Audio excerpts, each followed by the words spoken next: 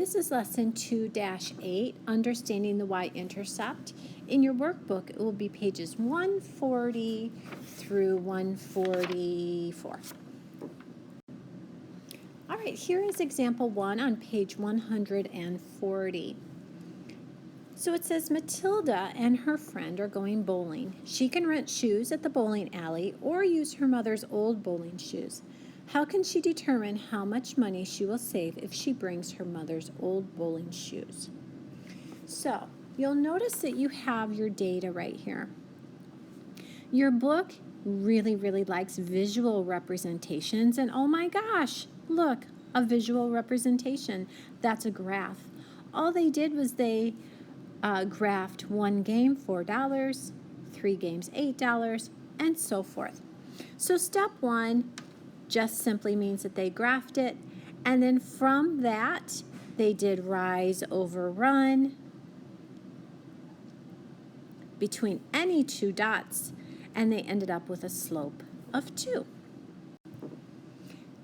If on the graph all you did was connect your dots, you're going to notice that your graph is not going through the origin. That means that this relationship is not proportional. And when it is not proportional, it's got to cross the y-axis somewhere, and that place where it crosses the y-axis has a name. It is called the Y-intercept. When we go to start graphing, that will be our starting point. No longer will we be starting at 0, 0. If we have a y-intercept, that's where we'll start, and we will go ahead and count rise and run. But for this problem, when you extend the graph, so this was the graph to begin with, when you extended it until you hit the y-axis, you will notice that it crosses at 0, 2. That means that's your y-intercept, and Matilda is going to save $2 should she borrow her mother's shoes. This is your try it on page 140. It says the bowling prices for a different bowling alley are shown in the graph. How much does this bowling alley charge for shoe rental? All right, I want you to go ahead and pause me, solve this, and then come back for checking.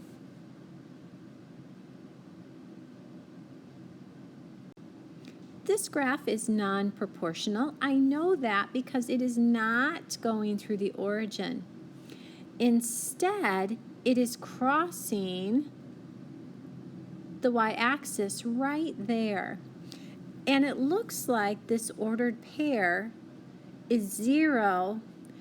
I'm going to estimate and say it's 3. It might be a little more than 3, which means that my y-intercept is 3, or maybe just a little more than 3. Sometimes your book doesn't graph very accurately.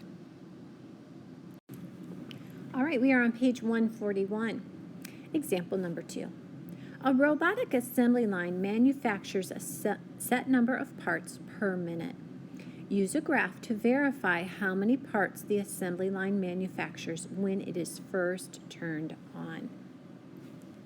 So it looks to me as if they have come up with, using this data, a table where we have 12 parts in 1 minute, and then they just started plugging in numbers. 36 parts would be 3 minutes, 60 parts would be 5 minutes, and 96 parts would be 8 minutes.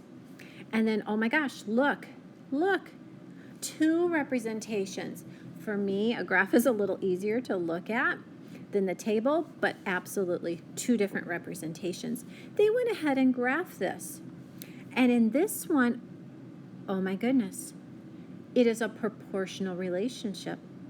That line is crossing through 0, 0, which simply means that our y-intercept is 0.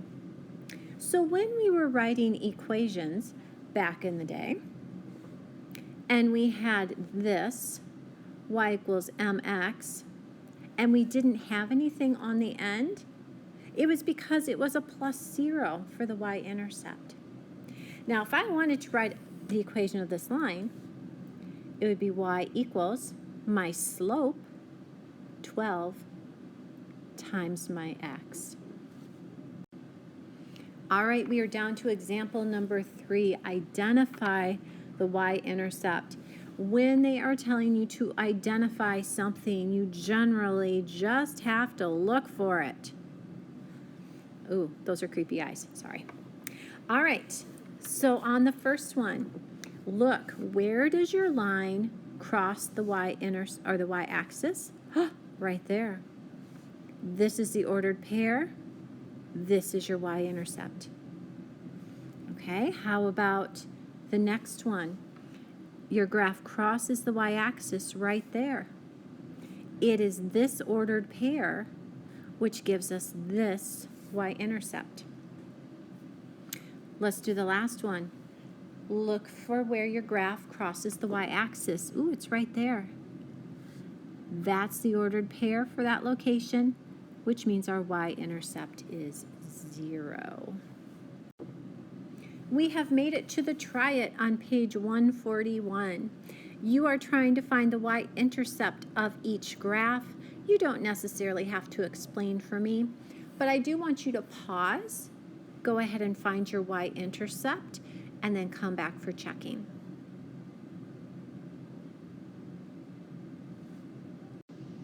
All right, so I am looking for where my graph crosses the y-axis. It crosses right there. That location is 0, 2, which means my y-intercept is 2. On the second one, my graph crosses the y-axis right there. That location is 0.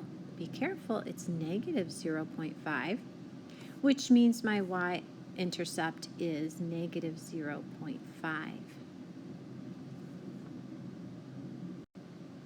We are at the key concept on page 142.